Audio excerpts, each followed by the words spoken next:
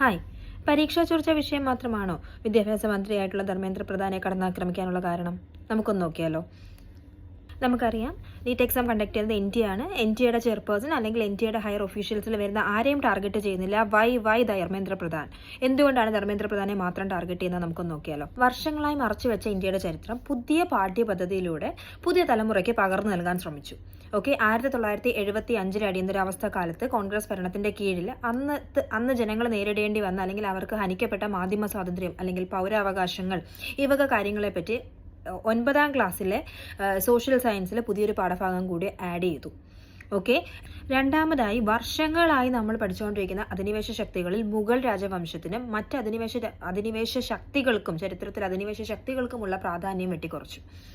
പകരം ഭാരതീയ രാജവംശങ്ങളായിട്ടുള്ള മറാത്താസ് അല്ലെങ്കിൽ ചോള രാജവംശം അല്ലെങ്കിൽ അഹോം രാജവംശം തുടങ്ങിയ രാജവംശങ്ങൾക്ക് കൂടുതൽ പ്രാധാന്യം നൽകി. ഇത് ഭാരതത്തിന്റെ ചരിത്രമാണ്, ഇത് ഇന്ത്യയുടെ ചരിത്രമാണ്. അതിന് കൂടുതൽ പ്രാധാന്യം നൽകിയതും ഒരു കാരണമാണ്. കൂടാതെ 2016 ലൈൻ ഓഫ് കൺട്രോളിൽ നടന്ന സർജിക്കൽ സ്ട്രൈക്സ് ഉൾപ്പെടെയുള്ള വിഷയങ്ങൾ പുതിയ പാഠ്യപദ്ധതിയിലേക്ക് ആഡ് ചെയ്തു.